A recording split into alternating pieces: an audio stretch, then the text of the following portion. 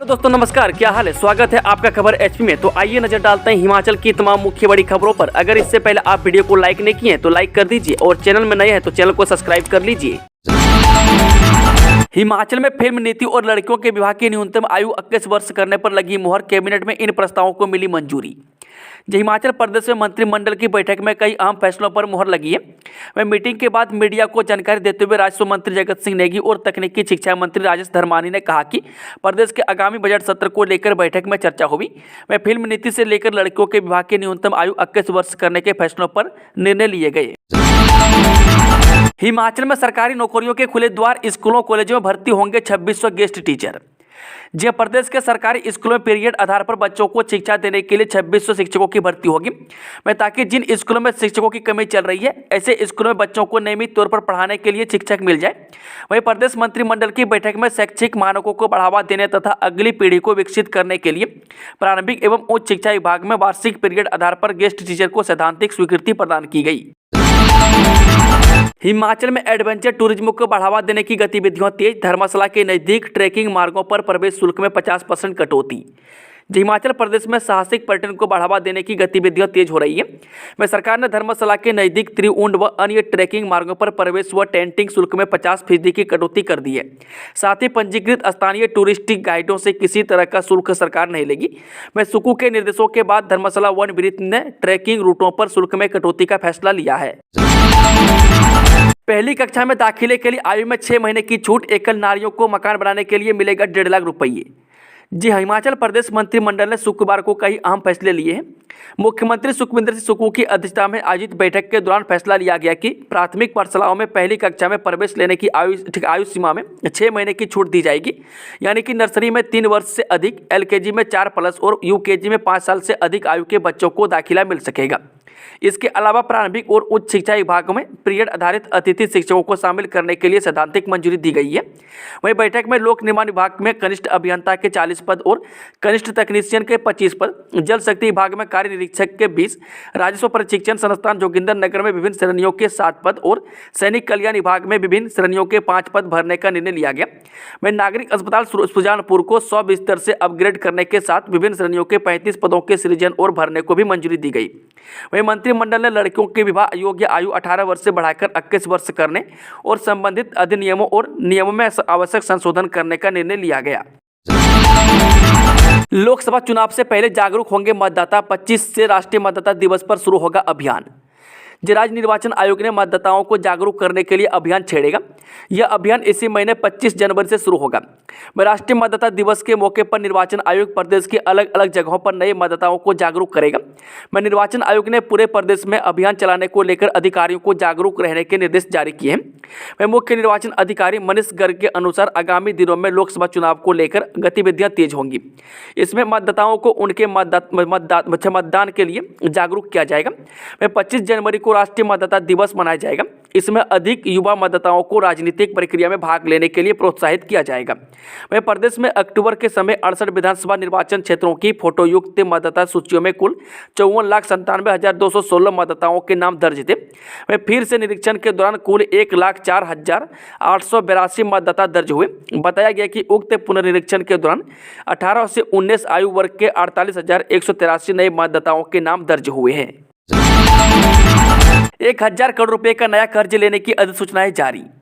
हिमाचल प्रदेश सरकार ने 1,000 करोड़ रुपए का नया कर्ज लेने की 2 अलग अलग अधिसूचनाएं जारी की है। बता दें कि पहली अधिसूचना 10 वर्ष के लिए 500 करोड़ रुपए का ऋण लेने की जारी हुई है।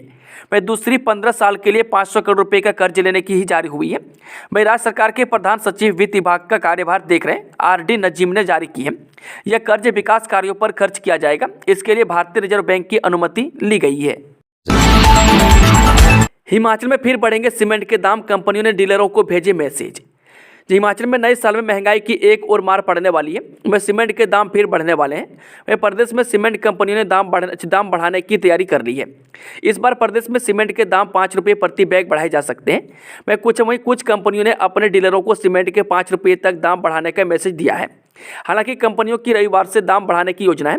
इससे पूर्व भी सीमेंट कंपनियों ने 5 सितंबर 2023 को भी अपने डीलरों को 15 रुपये प्रति बैग दाम बढ़ाने का मैसेज भेजा था। इसके करीब 10 दिन बाद ही सीमेंट 10 रुपये प्रति बैग महंगा हो गया था। मैं अक्टूबर 2023 में भी सीमेंट के 5 रुपये प्रति बैग दाम बढ़े थे। मैं बता दें कि इससे पूर्व वर्ष 2022 में 5 जुलाई व 3 दिसंबर को भी इसी तरह का मैसेज भेजा गया था। मैं जुलाई 2022 में जहां सीमेंट 5 रुपये महंगा हुआ था, वहीं 12 दिसंबर 2022 में सीमेंट के दाम 5 रुपये बढ़ गए थे। हालांकि दिसंबर 2022 के बाद प्रदेश में सीमेंट के दाम जुलाई 2023 तक नहीं बढ़े थे, क्योंकि दिसंबर 2022 में माल भाड़े के विवाद के चलते अडानी ग्रुप ने अंबुजा व एसीसी सीमेंट उद्योग में तालाबंदी कर दी थी। वह फरवरी 2023 में सीमेंट उद्योग में उत्पादन शुरू हुआ था। वह पिछले कुछ समय से सीमेंट के दाम लगातार बढ़ रहे हैं। सीएम सुक्खू दिल्ली रवाना, मणिपुर में भारत जोड़ो न्याय यात्रा में लेंगे भाग। 14 जनवरी को कांग्रेस नेता राहुल गांधी की मणिपुर से शुरू होने वाली भारत जोड़ो न्याय यात्रा में मुख्यमंत्री सुखविंदर सिंह सुक्खू भाग लेंगे। वे मंत्रिमंडल बैठक में भाग लेने के बाद मुख्यमंत्री दोपहर बाद दिल्ली के लिए रवाना हो गए। यहां पर वह हिमाचल सदन में रात्रि ठहराव के बाद शनिवार को गुवाहाटी के लिए रवाना होंगे। इसके बाद वह मणिपुर जाएंगे, जहां पर मुख्यमंत्री सुखविंदर सिंह सुक्खू अन्य कांग्रेस नेताओं के साथ भारत जोड़ो न्याय यात्रा में भाग लेंगे। वह मुख्यमंत्री रविवार को इम्फाल से नई दिल्ली के लिए रवाना होंगे तथा हिमाचल सदन में रात को रुकेंगे। मैं नई दिल्ली में मुख्यमंत्री, केंद्रीय मंत्रियों तथा कांग्रेस पार्टी के वरिष्ठ नेताओं से भी मुलाकात कर सकते हैं। इससे पहले मुख्यमंत्री भारत जोड़ो न्याय यात्रा में भी राहुल गांधी के साथ शामिल हुए थे। सरकार ने वापस लिया निर्णय, अब स्टेट नहीं जिला कैडर पर होगी 874 पटवारियों की भर्ती। जी हाँ, हिमाचल प्रदेश में 874 पटवारियों की भर्ती अब जिला कैडर पर होगी। प्रदेश सरकार ने पटवारियों के स्टेट कैडर करने का निर्णय वापस ले लिया है। हिमाचल प्रदेश पटवारी व कानूनगो महासंघ सरकार के स्टेट कैडर करने के निर्णय का विरोध कर रहे थे। वह प्रदेश सरकार ने कुछ सप्ताह पहले पटवारियों की भर्ती एवं पदोन्नति नियमों में संशोधन किया था। इसके तहत पटवारियों को स्टेट कैडर कर दिया था। इससे जहां पटवारियों को प्रदेश में कहीं भी तबादला किया जा सकता था, लेकिन पहले से नियुक्त पटवारियों को इससे परेशानी का सामना करना पड़ रहा था। उनका तर्क था कि एक जिला में यदि पटवारी वरिष्ठता सूची में पहले या दूसरे नंबर पर है, लेकिन स्टेट कैडर बनने पर वह वरिष्ठता सूची में बहुत पीछे जा सकता है। साथ ही यदि नई भर्ती को स्टेट कैडर तथा पहले से नियुक्त पटवारियों को जिला कैडर में भी नहीं रखा जा सकता था, क्योंकि एक राज्य में एक ही पद पर 2 नियम नहीं चल सकते हैं। ऐसे में पटवारियों व कानूनगों के विरोध को देखते हुए प्रदेश सरकार ने अपने निर्णय को वापस ले लिया है। मैं संयुक्त पटवारी एवं कानूनगो महासंघ के अध्यक्ष सतीश चौधरी ने सरकार के इस निर्णय का स्वागत करते हुए खुशी जताई है। उन्होंने कहा कि इस निर्णय से पटवारियों ने राहत की सांस ली है। पुलिस विभाग में 82 इंस्पेक्टर, सब इंस्पेक्टर व एएसआई के तबादले, जानिए किसे कहाँ किया तैनात। जी हां, प्रदेश पुलिस विभाग ने 82 पुलिस कर्मचारियों के तबादला आदेश जारी किए हैं। पुलिस मुख्यालय की तरफ से इस संबंध में शुक्रवार को आदेश जारी किए गए हैं। तबादला सूची में इंस्पेक्टर, सब इंस्पेक्टर के साथ ही एएसआई रैंक के कर्मचारी शामिल हैं। में जारी आदेशों के तहत विभाग ने सब इंस्पेक्टर प्रेमलाल सोलन से स्टेट सीआईडी, गुरु बख्श को स्टेट सीआईडी से सोलन, अनिल कुमार को किन्नौर से शिमला, जगत सिंह एसडीआरएफ से जुनगा, बलबीर सिंह जुनगा से एसडीआरएफ, सचित कालिया नूरपुर से स्टेट विजिलेंस, रमेश चंद नूरपुर से कांगड़ा, गुरदेव सिंह कांगड़ा से नूरपुर, पवन कुमार कांगड़ा से बद्दी, रजन राणा मंडी से शिमला, पवन कुमार कुल्लू से नूरपुर, पी देवी ऊना से 5th IRB, Leela Devi 5th IRB से ऊना, कुसुमलता कांगड़ा से 1st IRB, Sunita Devi 1st IRB से कांगड़ा, बी चंद शिमला से 4th आईआरबी, दिल्लू राम किन्नौर से शिमला व सब इंस्पेक्टर सत्य प्रकाश को शिमला से कुल्लू भेजा गया है। राष्ट्रीय अंडर 18 आइस हॉकी प्रतियोगिता के लिए हिमाचल की टीम ले रवाना। जी, राष्ट्रीय अंडर 18 आइस हॉकी प्रतियोगिता के लिए हिमाचल प्रदेश की टीम ले के लिए रवाना हो गई है। मैं शुक्रवार को यह टीम शिमला से रवाना हुई। वह प्रतियोगिता 14 से 17 जनवरी तक चलेगी। इस प्रतियोगिता में हिमाचल की 20 सदस्यीय टीम हिस्सा लेगी।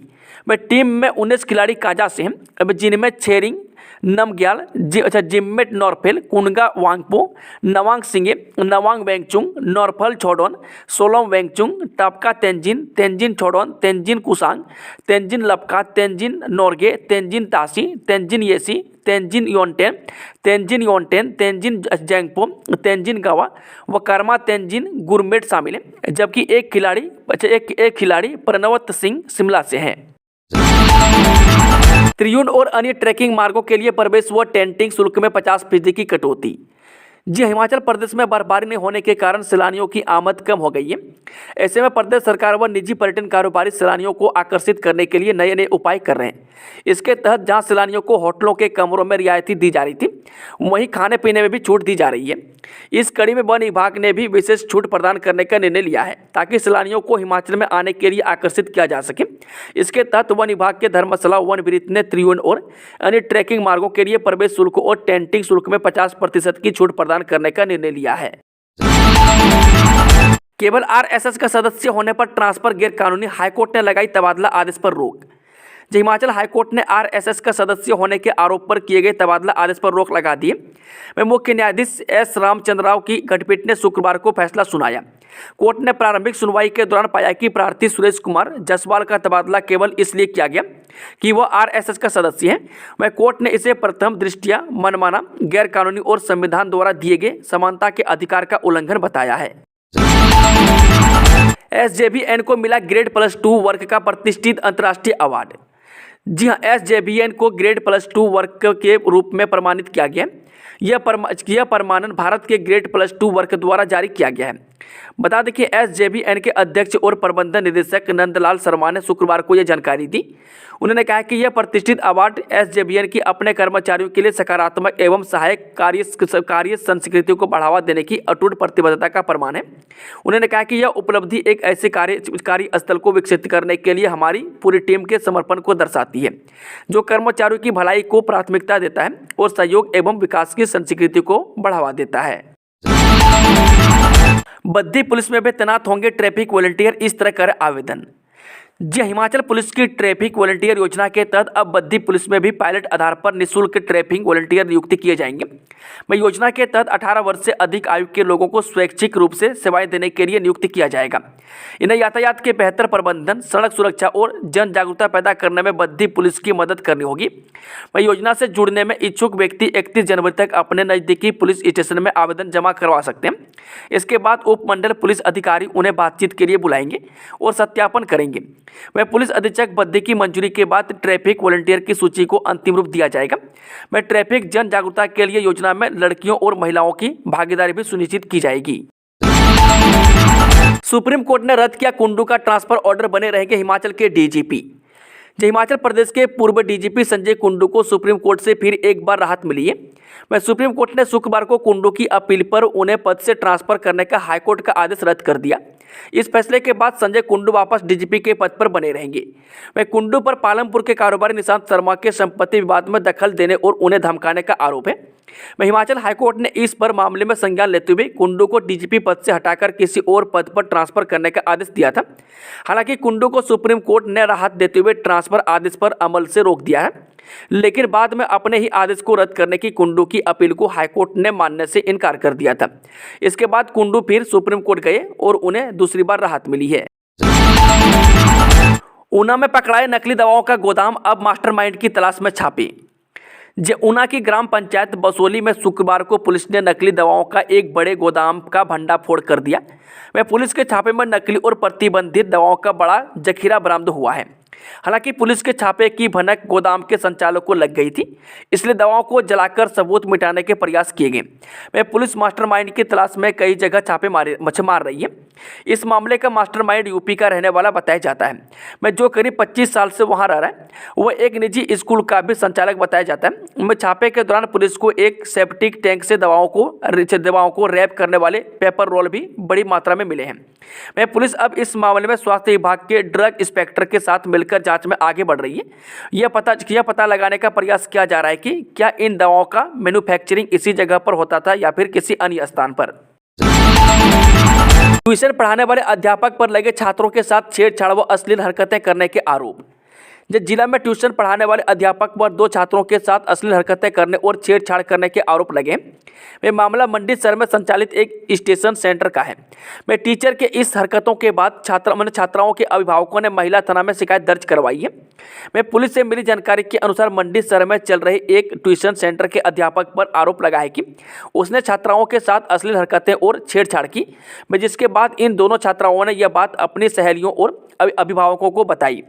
अभिभावकों ने इसकी शिकायत पुलिस थाना में दर्ज करवाई है। वहीं अभिभावकों के अनुसार ट्यूशन सेंटर में अध्यापक ने पहले भी छात्राओं के साथ इस तरह की हरकतें की थी। फतेहपुर के नगो का युवक पानीपत में लापता, पत्नी ने लगाई मदद की गुहार। कांगड़ा जिले के फतेहपुर के पंचायत टटवाली के गांव नगो का एक युवक पानीपत से लापता हो गया। वह युवक की पत्नी ने पुलिस से की गई शिकायत में कहा है कि उसका पति सोनीपत में नौकरी करता है। वो 9 जनवरी से लापता है। अब उसका फोन भी स्विच ऑफ आ रहा है। वह युवक की पत्नी सुनैना देवी ने शुक्रवार को थाना प्रभारी फतेहपुर को दर्ज लिखित शिकायत में पति को ढूंढने में मदद की गुहार लगाई है। वह युवक का नाम वीरेंद्र सिंह है। वह युवक के परिजन काफ़ी चिंतित हैं। मैं थाना प्रभारी फतेहपुर राजेंद्र कुमार ने बताया कि युवक के मोबाइल नंबर को ट्रेस करने का प्रयास किया जाएगा। जैसे ही कोई जानकारी मिलेगी परिजनों को सूचित कर दिया जाएगा। शिमला विकास योजना को सुप्रीम कोर्ट की हरी झंडी, ग्रीन एरिया में घर बना सकेंगे लोग। सुप्रीम कोर्ट ने गुरुवार को 22,450 हेक्टेयर भूमि पर प्रस्तावित शिमला विकास योजना 2041 को लागू करने की अनुमति दे दी। इसमें पारिस्थितिक तंत्र को लेकर कायम चिंताओं के साथ संतुलित ढंग से विकास की जरूरत पर जोर दिया है। योजना लागू होने पर कुछ शर्तों के साथ 17 ग्रीन बेल्ट में निर्माण का मार्ग प्रशस्त होगा। योजना का उद्देश्य शहर में निर्माण गतिविधियों को विनियमित करना है। सुप्रीम कोर्ट ने कहा है कि हिमाचल प्रदेश सरकार 20 जून 2023 को प्रकाशित विकास योजना पर आगे बढ़ सकती है। जस्टिस BR गवई और जस्टिस अरविंद कुमार की पीठ ने राष्ट्रीय हरित प्राधिकरण यानी कि NGT के पिछले आदेशों को यह कहते हुए रद्द कर दिया कि राज्य सरकार और उसकी अथॉरिटी को किसी विशिष्ट तरीके से विकास योजना बनाने का निर्देश देना न्यायाधिकरण के अधिकार क्षेत्र से बाहर है। एशियाई खेलों में देश को दिलाया स्वर्ण पदक, युवाओं के लिए प्रेरणा बनी कबड्डी खिलाड़ी रितु नेगी। चीन के हांगझाओ में अक्टूबर में हुई एशियाई खेलों में देश के लिए स्वर्ण पदक जिताने वाली भारतीय महिला कबड्डी टीम की कप्तान व अर्जुन अवार्ड से सम्मानित रितु नेगी ने कड़ी मेहनत के दम पर यह मुकाम हासिल किया है। रितु नेगी आज सभी युवाओं के लिए प्रेरणा स्रोत बनी है। हिमाचल प्रदेश के सिरमौर जिले के दुर्गम इलाकों के एक छोटे से गांव की रितु नेगी को 9 जनवरी को देश के दूसरे बड़े खेल सम्मान से नवाजा गया। पिता भगवान सिंह नेगी और माता पूर्णिमा नेगी के घर 30 मई 1992 को जन्मी रितु नेगी की प्रारंभिक शिक्षा गांव के प्राथमिक स्कूल सिरो में हुई है। हिमाचल के 12 गांवों में CM, उप मुख्यमंत्री और मंत्री सुनेंगे जन समस्याएं, शेड्यूल जारी। 17 जनवरी से शुरू होने वाले सरकार गांव के द्वार कार्यक्रम में 12 जिलों के 12 गांव में मुख्यमंत्री, उप मुख्यमंत्री, 9 मंत्रियों सहित विधानसभा अध्यक्ष और उपाध्यक्ष जन समस्याएं सुनेंगे। गुरुवार को सचिवालय में सरकार गांव के द्वार कार्यक्रम की तैयारियों को लेकर आयोजित समीक्षा बैठक की अध्यक्षता करते हुए राजस्व मंत्री जगत सिंह नेगी ने यह जानकारी दी। सभी जिलों के उपायुक्त वीडियो कॉन्फ्रेंस के माध्यम से बैठक में जुड़े। नेगी ने बताया कि 17 जनवरी को मुख्यमंत्री सुखविंदर सिंह सुक्खू जिला हमीरपुर के नादौन के गड़ोल गाँव में औपचारिक तौर पर कार्यक्रम की शुरुआत करेंगे। 10वीं और 12वीं कक्षा की प्रस्तावित डेट शीट जारी, 19 जनवरी तक मांगे सुझाव और आपत्तियां। हिमाचल प्रदेश स्कूल शिक्षा बोर्ड की वार्षिक परीक्षाएं 2 मार्च से शुरू होंगी। बोर्ड परीक्षाओं के लिए स्कूल शिक्षा बोर्ड ने प्रस्तावित शेड्यूल जारी कर दिया है। साथ ही बोर्ड ने 19 जनवरी तक छात्र, अभिभावकों, अध्यापकों और शिक्षा क्षेत्र से जुड़े प्रत्येक वर्ग से डेट शीट के संदर्भ में आपत्तियां और सुझाव मांगे हैं। बोर्ड की ओर से जारी प्रस्तावित डेट शीट के तहत 10वीं और 12वीं कक्षा के नियमित एवं राज्य मुक्त विद्यालय की वार्षिक परीक्षाएं, कंपार्टमेंट, अतिरिक्त विषय और श्रेणी सुधार परीक्षा के लिए प्रस्तावित डेट शीट जारी की है। इसके तहत 10वीं कक्षा की परीक्षाएं सुबह के सत्र, जबकि जमा 2 की परीक्षाएं शामकालीन सत्र में शुरू होंगी। हिमाचल प्रदेश स्कूल शिक्षा बोर्ड के सचिव डॉक्टर विशाल शर्मा ने बताया कि बोर्ड की ओर से जारी प्रस्तावित डेट शीट को बोर्ड की वेबसाइट पर अपलोड कर दिया गया है। उन्होंने संबंधित वर्ग से अपने सुझाव बोर्ड कार्यालय में 19 जनवरी तक प्रेषित करने को कहा है ताकि डेट शीट को अंतिम रूप से जारी किया जा सके। पीएम मोदी से मिले राज्यपाल, सीमावर्ती क्षेत्र में लोगों को अस्थायी तौर पर बसाने पर चर्चा। राज्यपाल श्री प्रताप शुक्ल ने गुरुवार को नई दिल्ली में प्रधानमंत्री नरेंद्र मोदी से शिष्टाचार भेंट की। इस अवसर पर उन्होंने वाइब्रेंट विलेज कार्यक्रम के तहत हिमाचल प्रदेश के सीमावर्ती क्षेत्र में अस्थायी तौर पर स्थानीय लोगों को बसाने और क्षेत्रों में आधारभूत ढांचे को मजबूत करने पर चर्चा की। उन्होंने सामरिक दृष्टि से महत्वपूर्ण इस क्षेत्र में और अधिक सुविधाएं सृजित करने का आग्रह किया ताकि सुविधाओं का लाभ स्थानीय लोगों को भी प्राप्त हो सके। उन्होंने हिमाचल में प्राकृतिक खेती और नशे के विरुद्ध चलाए जा रहे अभियानों के बारे में भी प्रधानमंत्री को अवगत करवाया है। वहीं राज्यपाल ने कहा कि गत वर्ष उन्होंने वाइब्रेंट विलेज कार्यक्रम के तहत किन्नौर जिले के विभिन्न गांवों, सेना और भारत तिब्बत सीमा पुलिस की विभिन्न चौकियों का दौरा किया। जिले में कार्यक्रम के तहत विभिन्न योजनाएं संचालित की जा रही है। उन्होंने इन क्षेत्रों से स्थानीय लोगों का पलायन रोकने की दृष्टिगत अधोसंरचना को और सुदृढ़ करने की आवश्यकता पर भी बल दिया है। शाही अंदाज से मनाया जाता है माघी त्योहार, 1 हफ्ते तक चलती है रॉयल पार्टी, इस प्रथा के बिना अधूरा है जश्न। जैसे सिरमौर के ट्रांसगिरी में माघी त्यौहार शुरू हो गया है। वहीं त्यौहार को शाही अंदाज में मनाते हुए यहाँ पर एक सप्ताह तक प्रत्येक घर में बकरा काटकर उसके मीट की पार्टी दी जाती है। मैं एक सप्ताह तक रिश्तेदारों, गांव और आसपास के लोगों को घर पर बकरे का मीट खाने के लिए भी बुलाया जाता है। बता दें कि ट्रांसगिरी क्षेत्र में यह परंपरा कई दशकों से चली आ रही है।